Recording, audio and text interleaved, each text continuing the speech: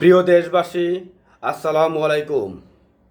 আজ আমি এক গুরুত্বপূর্ণ ইস্যু নিয়ে কথা বলতে চাই, যা সরাসরি আমাদের প্রতিটি নাগরিকের জীবনের প্রভাব ফেলছে। তা হলো বর্ধিত ভ্যাট ও শুল্ক আরোপ। আমরা জানি, বাংলাদেশে বর্তমানে নিত্য প্রয়োজনীয় পণ্যসমূহের প্রায় সব কিছুর দাম আকাশচুম্বী। এর মধ্যেই সরকার ভ্যাট ও শুল্কের বোঝা জনগণের কাঁধে চাপিয়ে দিয়েছে। এই অযৌক্তিক ও অমানবিক সিদ্ধান্ত দেশের সাধারণ মানুষের জীবনে আরও দুর্ভোগ নিয়ে আসছে।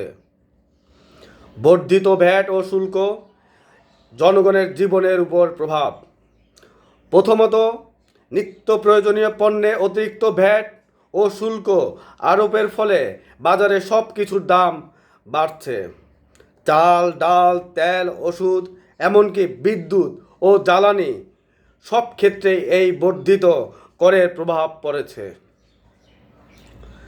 এতে সবচেয়ে ক্ষতিগ্রস্ত হচ্ছে আমাদের দেশের নিম্নবিত্ত ও মধ্যবিত্ত শ্রেণী। দ্বিতীয়ত, ছোট ও মাঝারি ব্যবসাগুলো এই বাড়তি শুল্কের কারণে বিপদে পড়েছে। উৎপাদন খরচ বেড়ে যাওয়ায় তারা পণ্য সরবরাহ ঠিকভাবে করতে পারছে না, ফলে দেশের অর্থনীতি দুর্বল হয়ে পড়ছে। তৃতীয়ত, এই কর আরোপের মাধ্যমে সরকার দেশের সাধারণ মানুষের পকেট থেকে টাকা কৌশলে কেড়ে নিচ্ছে। অথচ আমরা দেখতে পাই, দুর্নীতি ও অপচয়ের কারণে সরকার রাজস্ব খাতে কোটি কোটি টাকা অপচয় করছে।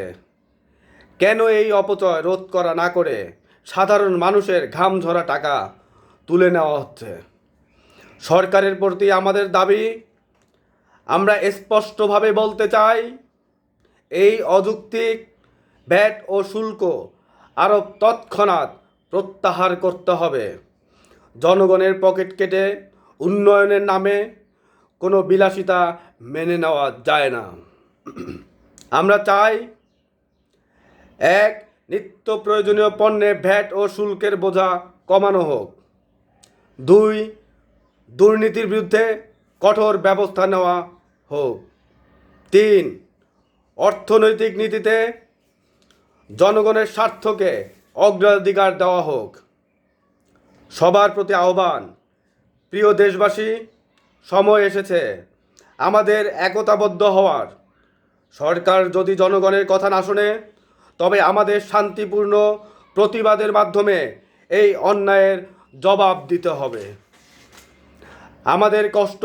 আমাদের কণ্ঠে একটাই স্লোগান, জনগণের অধিকার প্রতিষ্ঠার লড়াই, অন্যায় ভ্যাট ও শুল্কের বিরুদ্ধে রুখে দাঁড়াই। আসুন আমরা আমাদের শক্তি ও সাহস নিয়ে এই অন্যায়ের বিরুদ্ধে আওয়াজ তুলি, রুখে দাঁড়াই। আমাদের বাংলাদেশ সবার বাংলাদেশ। ধন্যবাদ। মোহাম্মদ জহিরুল আলম সৌরভ, আপনাদের বন্ধু, আপনাদের কণ্ঠ।